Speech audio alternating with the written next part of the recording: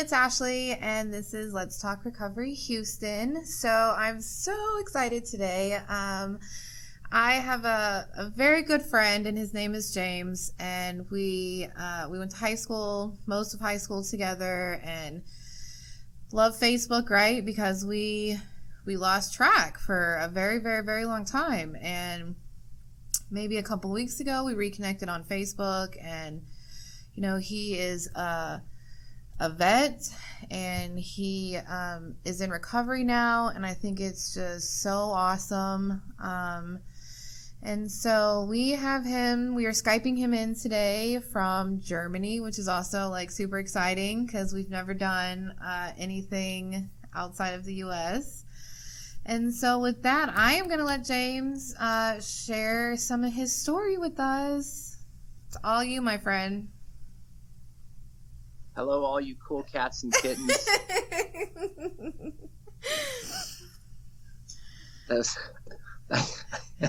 I watched Tiger King, and I'm trying to get the Germans to start watching Tiger King too, just so they can understand American culture better. Yeah, that took over.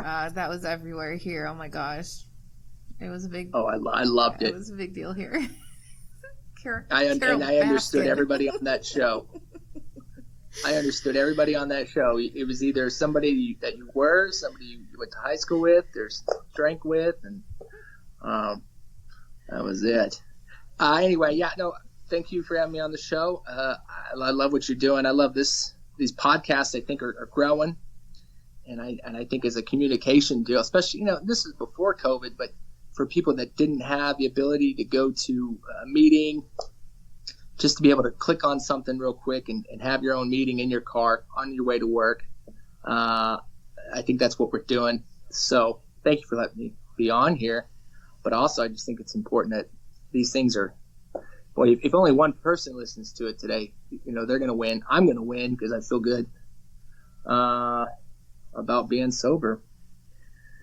So here in Germany, I don't know how long the introduction needs to go on, but I'm here in Germany, probably in the heartland of where people think alcohol consumption happens. And I'm telling you, it doesn't matter where you're at, what type of country you're in. If you have a problem and you need to get sober, you will get sober, hopefully. Every time I tell people I'm living in Germany, well, how are you doing that, staying sober? It's actually a lot easier because I don't have the friendship that I had in America, the bad friends. And I've got other things to do, finding new hobbies. And I think that's where I'm always right now real vocal with people. It's finding new hobbies and finding new friends. And I think if your family loves you, they'll follow you through sobriety. And I married a great woman. I've got great kids, and that also helps too. So I can't complain a lot. And sometimes when I'm talking, I know it's too positive because I know there's some people that are going through way worse than I ever had to. And once again, that's what I like about these meetings and these podcasts. It's good to hear that, especially as a veteran. And I'll definitely be talking a lot about that today if we can. But let me know. That's my intro quick. No, that's I want to take over the show. No, it's all about you. It's not about me, which makes my job a lot easier. So you joined the service right after high school. Right? Is that how right after high school did you join? You know what? I honestly, my real service started with the Sea Cadets in high school. Okay. And it was kind of like an ROTC program, but you work more with the reserves. And then on the weekends, you get to go work with the actual Navy and the Coast Guard in the summer.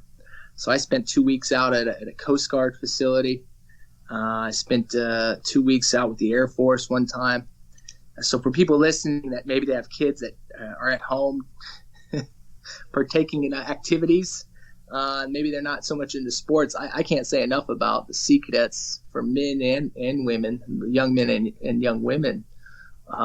So, I started the military after 9/11, straight after high school, but my real experience with the military and actual service, really, I began with the Sea Cadets, and it was a great opportunity. And it's not that popular, but once I love talking about it, especially for kids that are, sometimes kids I think are getting involved in bad things just because they're bored. Yeah.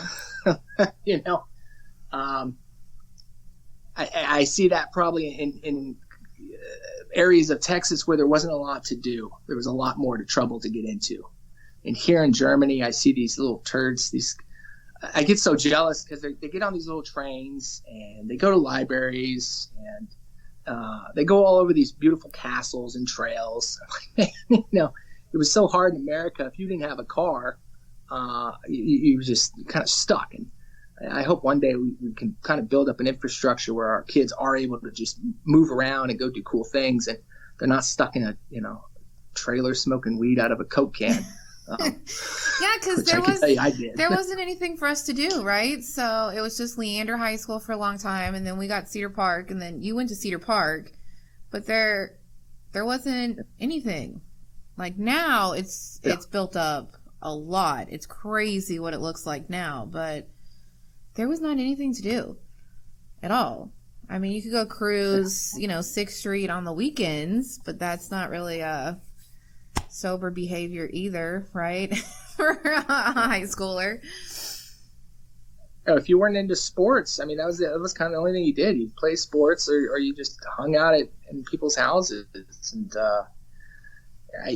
so I think that just shows me how important it is that really push kids to get them in some sort of sports or military or hobby. And I think that's without a doubt.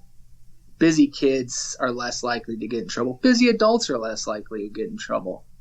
I paint little soldiers now, and I paint and read, and now I got kids.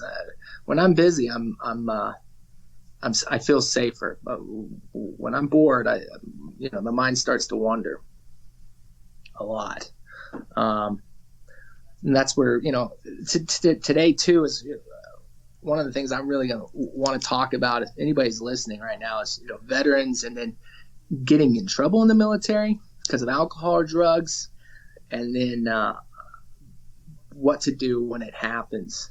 Because I don't think that's talked about enough. I think there's a lot of flag waving and pat in the back, but what happens when it goes south? And 10, 15 years out of the military now, I'm seeing guys that did great and they're falling out, and guys that fell out immediately, and I don't think anybody's talking about it. And I don't think them going to the VA and just getting medication is an answer. I just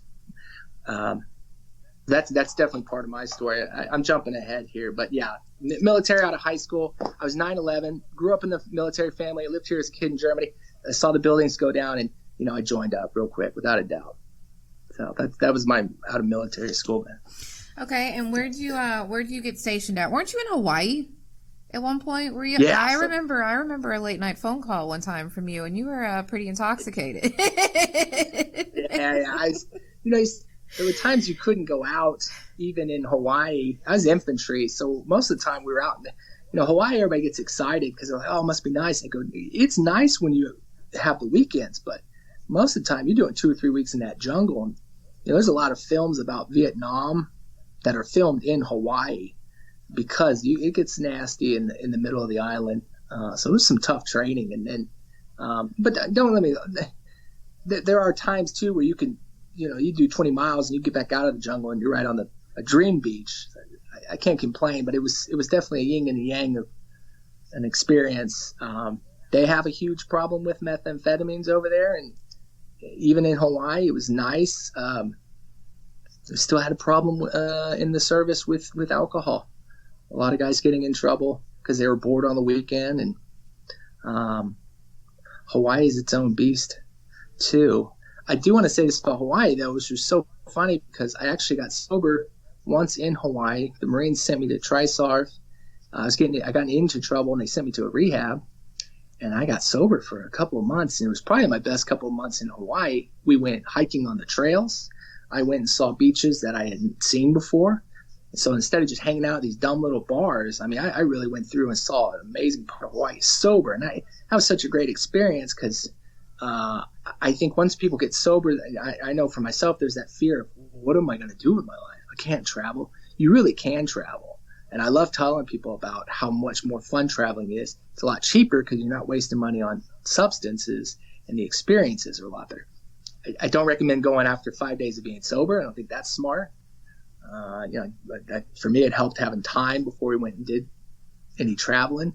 But I think the travel experiences are just amazing when you're sober, when you're ready to travel, And I think people that, the beautiful thing is that I always think of the guy that gets sober at 50 and he thinks, oh, I wasted my whole life. Or the lady that gets sober at 50, I wasted my whole life. I go, no. You still got time, and you can go travel and do a lot of cool things in a short amount of time. So it doesn't have to be in Thailand either. I've had great trips in America. And I've explained that to the Europeans here too, because I think they think America's all one. And once you've lived in Europe and you've lived in America, you realize that 50 states are really 50 different countries. And anyway. I mean, at least Texas is, right? I keep going on tantrums here. Texas, we're definitely our own country down here. Texas does. And then Texas for me reminds me a lot of Poland, where there's just like this nationality, really a real nationalist, and not in a negative way, but yeah, you're definitely different. It definitely is a country, I started to realize. So do you think, let me just pause real quick and ask you a question. So my grandma, she lives in Lampasas. It's right near Fort Hood, Texas. My dad's an Army brat. Is Hawaii and most military bases, you think, set up to promote the whole drinking? Like Killeen, there's nothing in Killeen except like car lots and bars and a military base. So there's really nothing to do. If you go along here in Germany where you see the old Roman forts and they're excavating it right now, you've got a square block, and two meters down the road, you've got another square block where they probably went and drank, and then the bathhouse where they passed out. I think it's anytime you put a collective group of people together, they're going to be drinking on the weekend. I tell you what, the military does not have a responsibility to keep people sober, but they actually I thought they put a lot of money in MWR, which was like a recreational program. And if you really were smart, and guys they would go out and rent the boats and have a great time and do the bicycling. But the military doesn't have the responsibility to do that.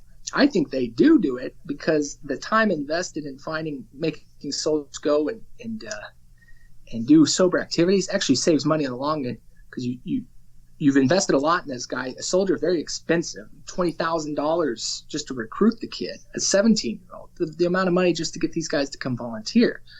And to kick them out within a year because they're drinking too much. So what's going to happen? They get 2 or 3 DWIs. It really is I think so, and I don't know the numbers on this, but I would assume there's a reason they put so much money in those efforts to have sober activities. Another problem is, though, a bunch of guys and a bunch of females, young people, they're looking for sex, and I don't know what I can say. You can say whatever podcast.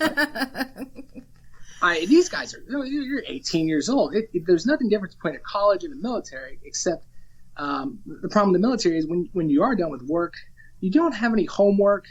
And you got like a 4-year guaranteed job. Unless you kill anybody, outside of who you're supposed to kill, you can get as drunk as you want. And then you've got the old Hollywood movies where it's socially acceptable for the soldiers to be the drunkards and the crazy guys. I knew going in, I wanted it to be a party. I didn't care what rank I made. I always kind of had a leadership in my platoon just because of my personality. But I used to love getting busted down. It was fun being a private, but having guys working with me and for me, because I thought I took care of them. But I loved getting drunk and getting busted down again because it was fun and I was going to get out, And I always went for the big story. You're going to go see First Sergeant in the morning. You might be going to the brig. You want to go. The punishment in the military is so extreme, though. If you are going to get in trouble, go out.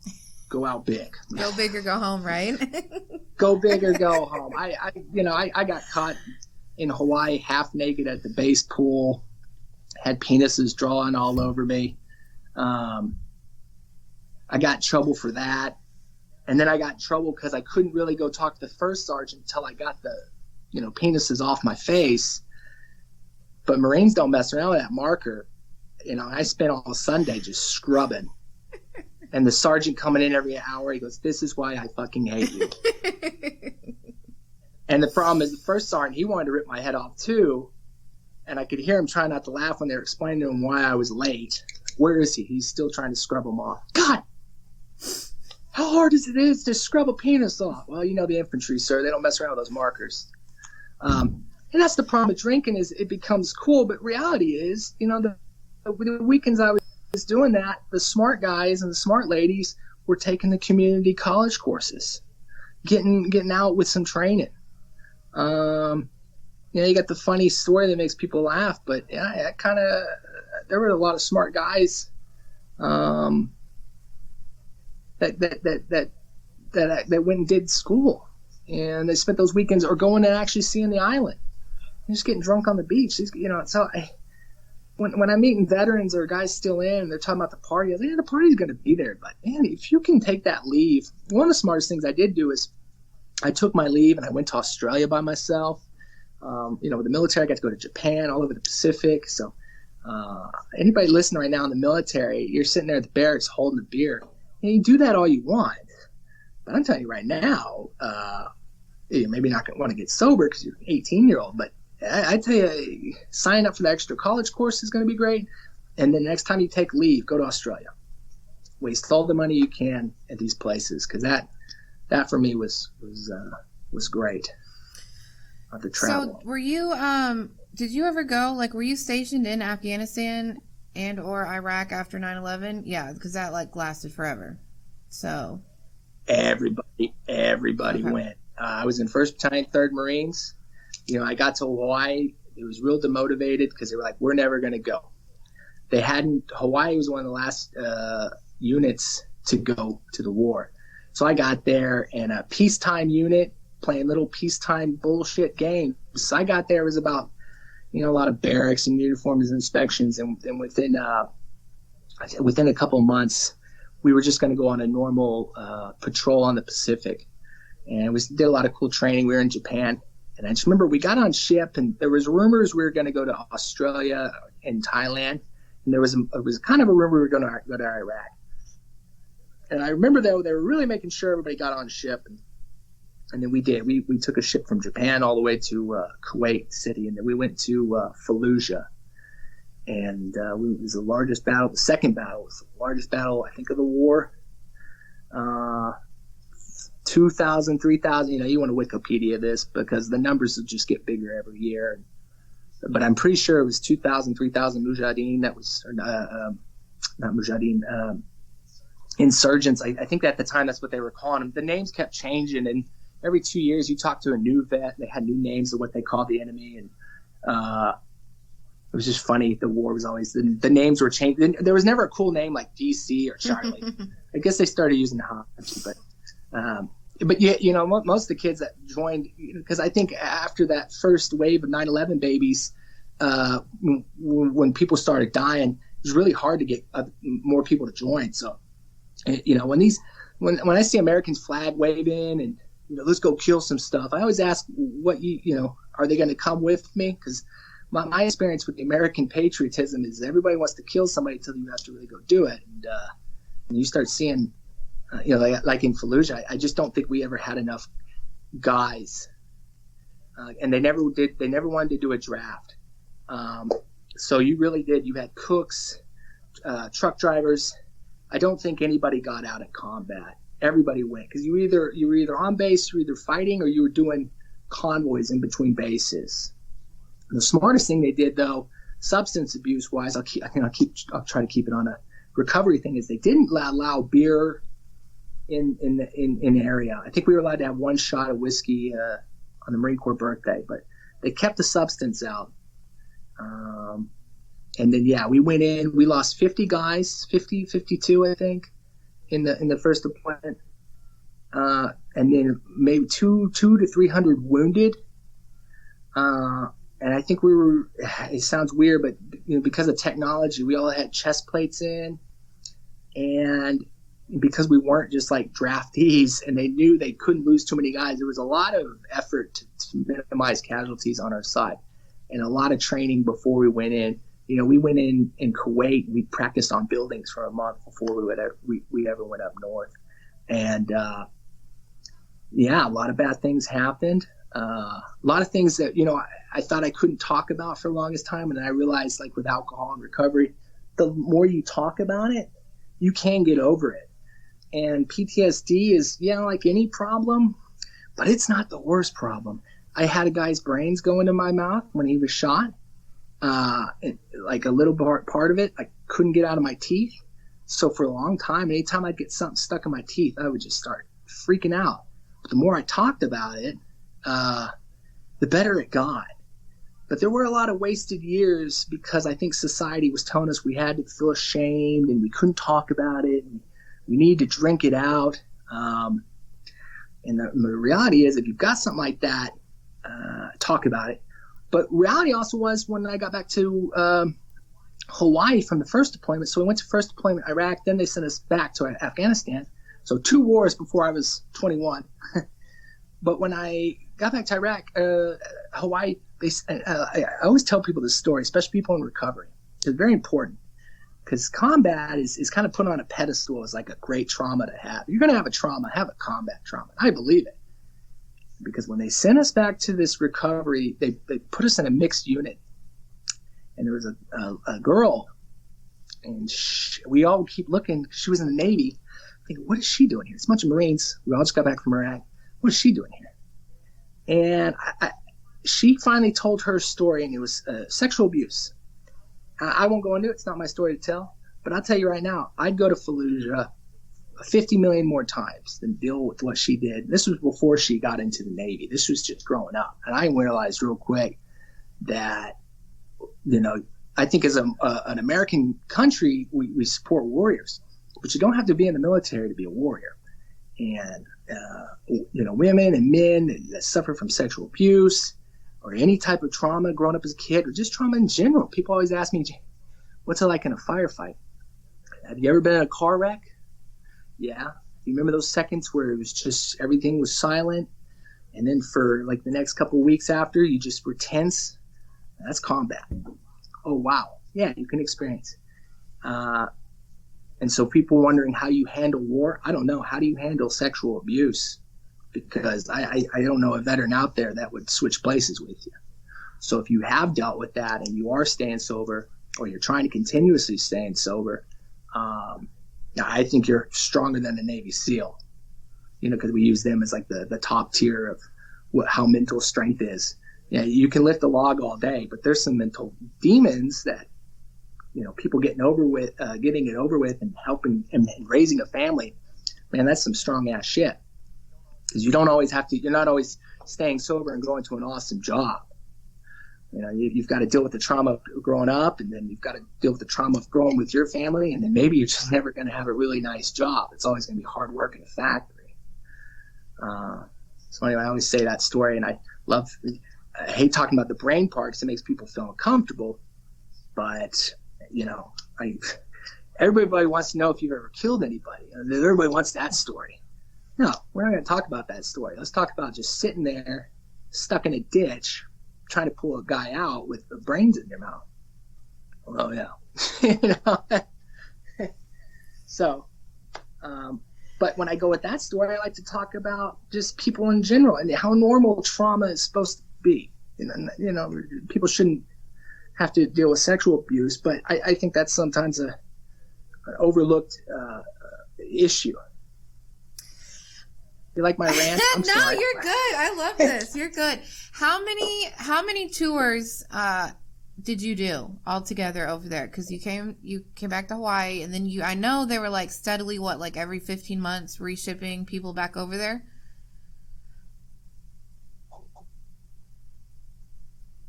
It was at the needs. It was what was going on. We needed to get back to Hawaii. And then they were rotating us into Afghanistan.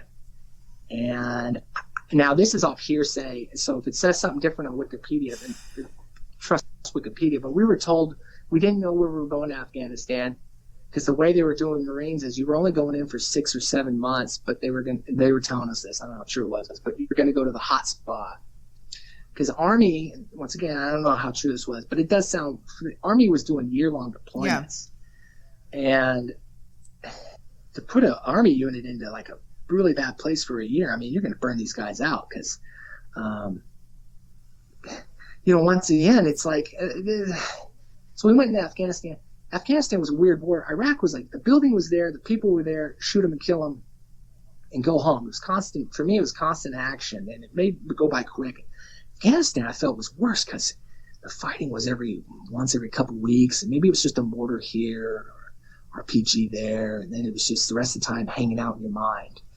And you're just losing it. And that was the first time I ever smoked hashish. And that's where the drug use, I think, was going on in Afghanistan. It was just easier to get, and they couldn't control it. Hell, they couldn't control it, and then they were using some units to actively guard poppy fields. And that's been in the news. Crazy little war, but because there were farmers that were growing poppies in Afghanistan, but they had made a deal not to be with the Taliban as long as they weren't going after the poppy fields. Pretty sure I'm right about this. If I'm not, blow me up later. But I know there were Marine units that are walking through poppy fields. They weren't destroying them. So that was a stupid little war, but beautiful country. When you weren't getting shot at, there was some just amazing scenery. You did the mountains and the streams and these old villages, and you would go into some valleys that were actually peaceful. And you'd wake up in the morning and you'd spend half the morning with a machine gun on in the village, and you'd spend the other half just looking at them guns. Because in the morning you'd wake up and the old men, would be teaching the kids, and if the kids weren't listening, you'd have a scope on them, and you'd see the teacher grab a rock and throw it at the kid, and hit him. And the teacher was a sniper with a rock, and you'd see that in the morning, and you just saw like an old village. It's really, humans have probably been living for thousands of years like this. So you'd have those moments, and then, weeks go by, and you'd start getting hit with mortar or something. So it was always kind of chaotic.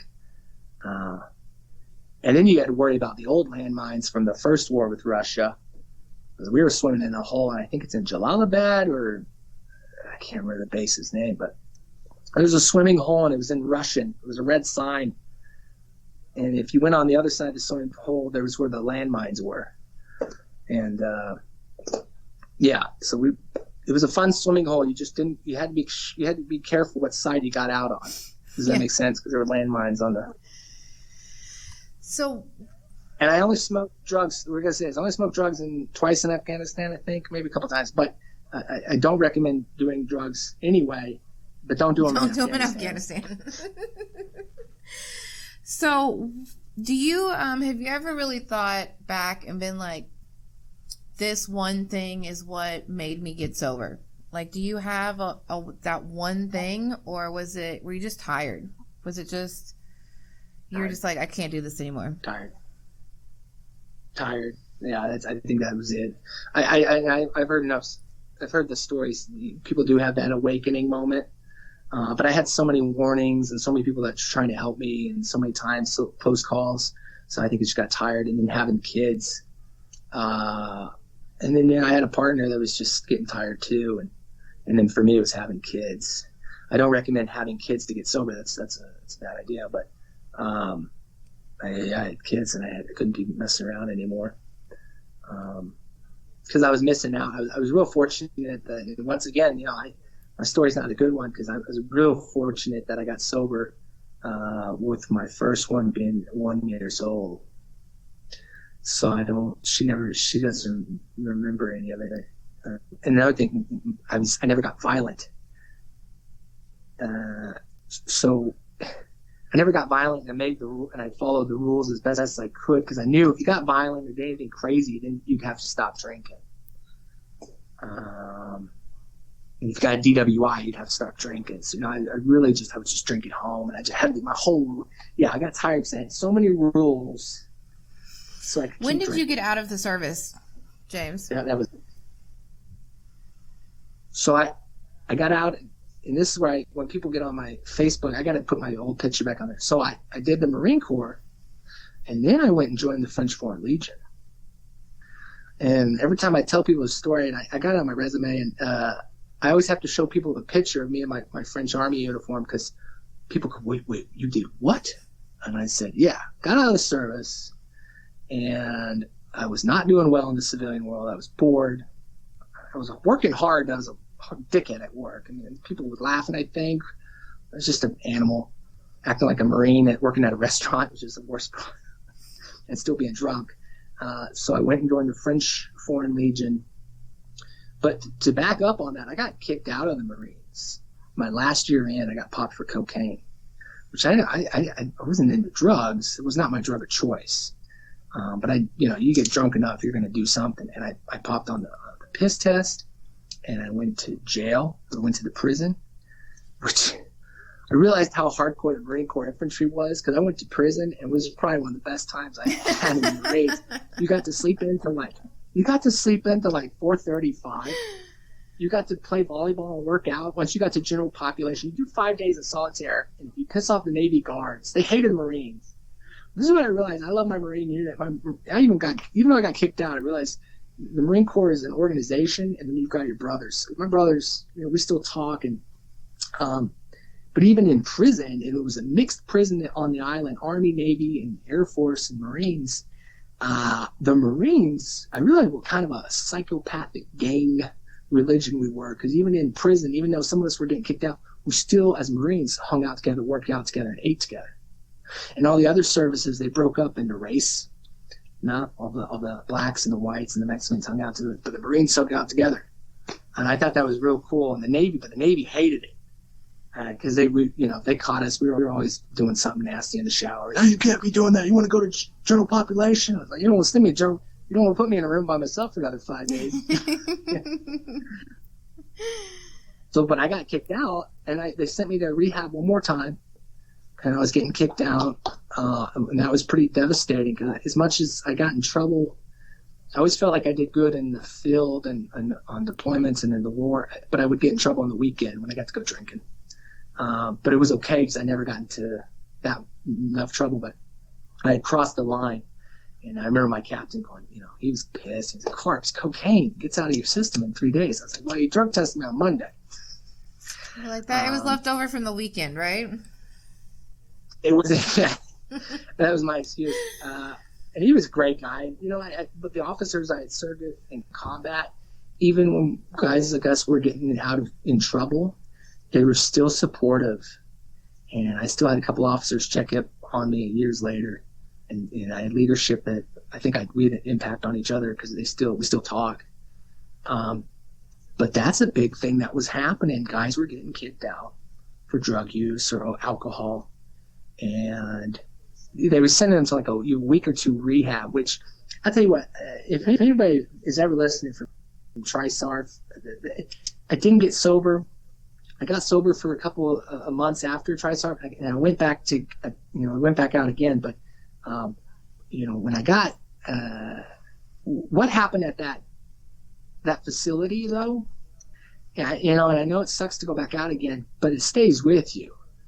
So, flash forward 5-6 years later, when I'm getting sober again, everything I had learned in TriSARF, the program they had set up, like I knew what to do. I knew where to go and how to do it. So it was very important that you could say, well, obviously it didn't work, you went out. No, I think anybody that's having problems or getting kicked out, the military should at least give them that option because some of these kids most of these kids are poor dirt kids. They would never have the chance to go to a rehab anyway. That might be the only chance they get that message, figure out what's happening. But now you're getting kicked out, and you've got an organization that's telling you you're never going to get a job again, you're never going to succeed. And this is where how I've always been is, you got to tell me no? Well, watch this. I'm going to do something different. And now I got my bachelor's degree, and I worked all over the world. So anybody listening that's getting kicked out, I know it's scary because everybody's telling you, you're not going to get a job again. You might not work for the FBI, but you can go. There's so many jobs, so many people that when you go apply for that next job, and I think this is true for prisoners too. You'd be surprised how many people that are in that interview that have done the same thing that you did, that just didn't get caught. So people getting out of the military or prison or getting out of the military with this bad paperwork is how I called it. It's not over. I'm just telling you right now. It's not. you don't have to go back to school. You can go to a trade school or something. But there's plenty of great jobs out there. Once you stay sober, though, obviously, that was the big thing. The discharge was not. So there's hope, right? You would be telling people, like, don't think it's hopeless, 100%. Right? And don't just, like, keep staying in the bottle or whatever substance. Like, it is possible to live after maybe not a great discharge from the armed services. 100%. You will be okay. But you are going to have to start off with a shitty job. You are going to have to get sober. And you're going to have to accept your story. This is one thing I learned living outside of America. The military in America is used as like this bedrock, this judging of what you are as a person. Plenty of guys get out with an honorable discharge and they get busted with child porn 3 days later. So this honorable discharge is a great thing. But most guys who are really in the military and really in the war would say, it's because you didn't get caught. Or maybe you are a really great guy. But it's not the end of the world. And I met plenty of guys who had gotten promoted and were shitheads to people, got out. They're still shitheads to people, but they got an honorable discharge. And because that's the first thing they'll tell you. I got an honorable discharge. Okay. Awesome. So anytime somebody tells me about their discharge, I'm like, cool, you got a discharge. That's great. I was like, yeah, I got an OTH, And then I asked the guy, did you use your GI Bill? No, I never went back to school. Did you? No, I didn't get my GI Bill. I had to pay out of pocket, but I went through a British university that's way cheaper. And they go, what? So many guys are getting out with an honorable discharge, and they don't use their damn GI Bill. I don't know. They've gotten smarter now. You can transfer it, I think, to family members. But that was the biggest racket I ever seen, because you were telling a whole society of men and women, you're not going to get to college right now. Join up 4 years, you're going to get to college. Some of these kids were coming from schools that they weren't going to go to college anyway, but now they're going to have this money. And so they were signing up 4 years to go do things. So the honorable discharge is great. I want to know what you did with that GI Bill. And hopefully, if you're not going to use it, you give it to one of your family members for them to go to school. I think you can give it to a spouse or a kid. I'm not sure on that, but people that listen to, and then you got the old salts that they get so frustrated. Well, you need to pay. Don't tell me you need to pay. I paid in Fallujah in Afghanistan. You suck it. And for guys right now that are getting kicked out, maybe you didn't go to combat, whatever. You did 2 years, you got a mistake. Maybe the military is not for you. I met guys that got stoned or high because they didn't like the military. They shouldn't have gone in the first place. They're going to be a great worker.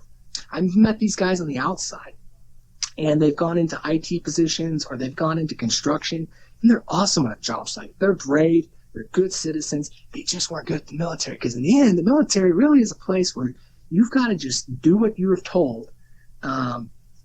That the way it's designed and the way, it is what it is. You got to tell you've got to do what you're told, because in the end, when you actually do a military job, you've got to go attack that machine gun post. No, and you can't be thinking about it. And you have some people that are just thinkers. And most people that are thinkers are like, well, how are we going to attack that machine gun post? No. I'm not asking you how. We're telling you to do it. Well, I don't want to do it that way. Why don't we do a right flank or a left flank? So anyway, people that are getting kicked out, you didn't do well in the military, that's okay. Go do well somewhere else. I've met Italians here and Greeks that have done military service. I've met ones that got kicked out. It's just a funny story. I didn't do good in the military. Ha ha. But look at me now. I sell construction machines all throughout Europe. I drive a Mercedes. But I was not a good paratrooper in the Italian paratroops. So what are meetings and stuff like over there? Like, what are recovery meetings like over? Are they pretty much the same compared to how they are in the U.S. or no? They're pretty much the same. Yeah, they're the same. They're the same, and they're here and they're growing. It was funny. It's actually, from what I've heard, once again, Wikipedia, but Alcoholics Anonymous really started and I think spread over here in Germany because of soldiers. There was meetings getting set up by the Americans. You got to realize we've occupied this country for 70 plus years. So you've got cities that have a lot of Americans, obviously still living here or have had that exposure, constant exposure to Americans. So you got McDonald's, and you've got Alcoholics Anonymous meetings now, and now that the big book's been translated, and yeah, same game. Sometimes you can even go to English speaking meetings if you want, or you can go to German speaking meetings. Obviously, if you're an expat, you want to go to an English speaking meeting. But I've gone to a German speaking meeting, and for coming out, I didn't understand too much, obviously. But anytime you just go somewhere and you're with people that have similar stories, I think you feel that energy. That's awesome. Yeah. So what else do you want to share with us today, sir? What great words of wisdom? I think that was just that's my I love beating that book about the military. I think that a lot of stuff you're gonna have better people with better stories, and so for me, that military of the discharge, not worrying about it so much. Don't let them win. Take your punishment and keep moving on. But I feel like that's the same with prisoners too. Men and women, get out and keep moving on. And I worked at a place that was hiring prisoners as well, and I loved it, man. For me, I felt like we were doing really patriotic shit right there. And fighting in 2 wars, defending your freedom, guys. I'm gonna bust the bubble here, but those Iraqis were never gonna hurt you. That prisoner you don't hire and you don't give him an opportunity, or him or her an opportunity, she'll hurt you. If you ostracize people in your community and you don't allow them to be a part of your community, they're going to hurt you. And anytime you're hiring ex-cons and allowing them to be a part of the society again, you're only winning. And for me, that's patriotic. You wave your flag all you want, but how many people have you helped with your business?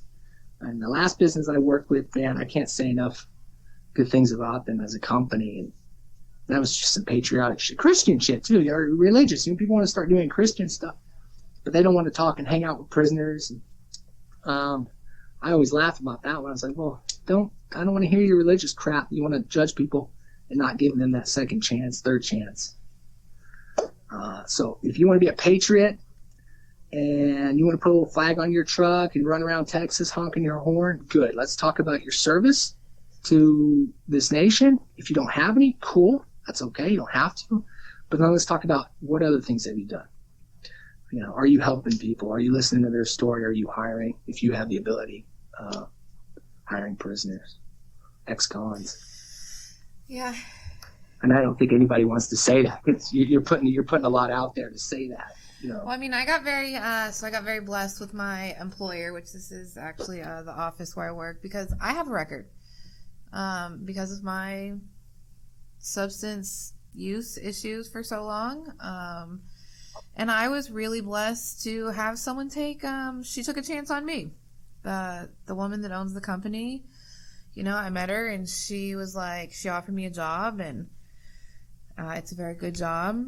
And, it's awesome though, because she did it not expecting anything back, right? It was someone like, I'm going to take a chance on you and I believe in you, and just stay sober and do the next right thing. And I was like, wow, more people need to be like that. Because it's hard for people with records to find any sort of good employment, right? 100%.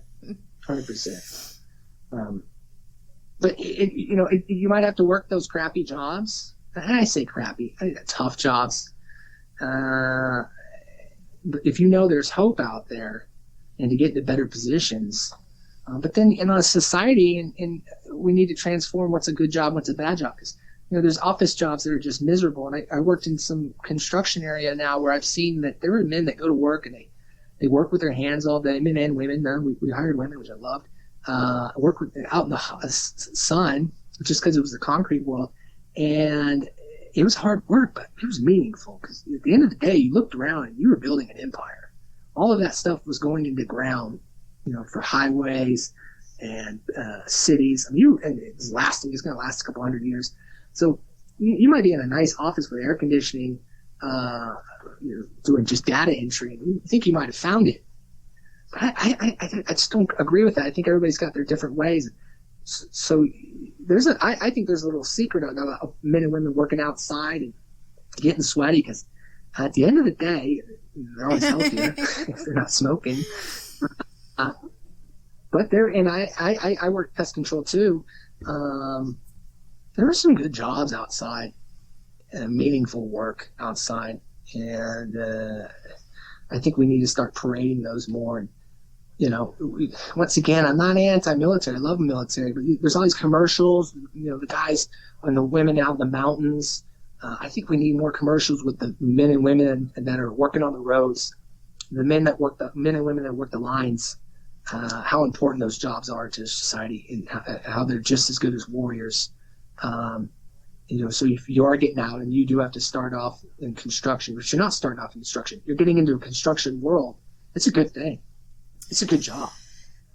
And a lot of Marines that went into those work really succeeded. So what advice would you give to someone that's maybe in the service and struggling with some sort of substance abuse disorder, and they haven't maybe reached out for help, right? Because they think maybe there'll be some repercussions if they ask for help.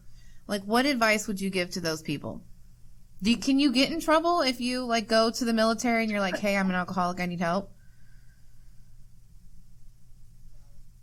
No, I mean, it was getting better when I was in. We had a high-ranking members, officers in the rehabilitation program too. Do I think that they were still judged at the end of the day? Yeah, probably. You don't have to go. You got options. If you really want a career in the military, I would go to AA meetings. I would not inform your command if you were trying to move up through the ranks. I think it's a real political nightmare. There's a lot of dirtbags that survive solely on politics, and there's a lot of great leaders and a lot of bad leaders in the military. And I love the experience of both. But I think if you're in the military and you're really trying to stay that career, go to AA, try to get sober. You can always take your 30 days leave and go to a facility, and nobody would know the difference if you needed to go do that. If you're not going to stay in the military, tell them what you need. Go grab your TriSARF. Go do those month in, month out. Or, if you're about to retire anyway, maybe you're an E6, E7, you're about to retire anyway. Yeah, go. Tell them, hey, I got a problem. And, the command, and especially nowadays, it's gotten so much better. I feel so bad for the guys in the 80s and the 90s where it was looked down upon and there were games. Yes, you're going to go talk to, I don't know how to do it now, but go talk to a chaplain. Every command has its own SACO unit, substance abuse counseling office. I think, and I would check, but I'm pretty sure you can go talk to them without talking to your command now. There's no excuse not to get sober. But here's the drawback, Ashley, is once you get sober and once you get out of rehab, you still got to go back to the barracks. So I don't know, if I ran a battalion and I had troops that were trying to stay sober, I would make a sober platoon and probably separate them from the rest of the company. They could still operate. Once we go to the combat zone, they could still operate, but it was very hard because you had two types of facilities. You either went overnight, I believe, or you went during the day, but you still went back to your unit at night. And I can tell you, driving across the island, having a great day of rehab, and then driving back to barracks and seeing a 3-story bong, people throwing crazy sex toys at each other, just a nightmare, and trying to go in and go to bed. But if you were serious about it, like anything, if I was an NCO and I had somebody in treatment, we would start switching rooms, and we would find a place in the barracks. They'd be on special treatment. And here's why I would do that. If you're an NCO listening to me, I'd start giving favoritism, and I'd let them pick their own rooms. People are trying to get sober, because a sober platoon is a cool platoon. A platoon that's not having a lot of alcohol and substance abuse, you get left alone. You'd be surprised, because it's a cycle. One guy gets in trouble, so the whole company gets in trouble, so then everybody just starts drinking. And so next thing you know, they start building. We do these fake prison camps where if you got in trouble, your squad leader, your fire team leader, squad leader, and then your platoon sergeant and your platoon commander would all have to come in the whole weekend. The platoon commander was an officer. He would just check in. I mean, there was all sorts of things trying to keep people sober, but I would block off the area and let these guys go to bed. I really think you'd start seeing a difference. And then just NCO showing young guys that what it is to go be sober, go play golf, go, sail boats. The guys that were sober were meeting women. Yeah, I'm talking from the infantry perspective. So we never had women where we were at. And that was always another frustrating thing. But the sober guys were, I'm starting to think about it now, and when I'm talking to guys, they were going out to the college parties, and they weren't getting stupid crazy, so they weren't getting kicked out, and they were getting let in. They were having a great time. I don't know, unless we were getting drunk, frustrated. Well, this has been great. You have any shout outs for anyone, for your wife, for kids? I don't know. They might watch this later, right? Or your wife might. I think so. Maybe. That's another thing. I can't complain. I had a great partner. I have a great partner who's supportive and smart, and I think that helps too. It's the family unit. I couldn't do it alone, and so many people that are ready to get sober and move on. But boy, if you have that toxic partner, you're really, I don't know. I feel bad, so I can't complain. And having a partner that's supportive and awesome, and yeah. That's my shout out, and my shout outs to all the soldiers and service guys still in. It's gonna get better. If you're getting kicked out or you're getting in trouble, don't stop getting in trouble and start living. And anybody getting sober, travel. Go see the world. Awesome. This was so much fun. I'm so happy we got to do this. Hopefully I didn't rant. No, you did good. This was great. So, okay, shout out to Transformations for letting me use the office. Don't forget to like and share on the Facebook page, the YouTube. Later, this will be on Spotify, iTunes, and for Android users, Google Podcast. Yay. I will let you know when everything is up so you can look at it. And thank you again, James. This was really great. Okay, I'll talk to you later. Bye, people.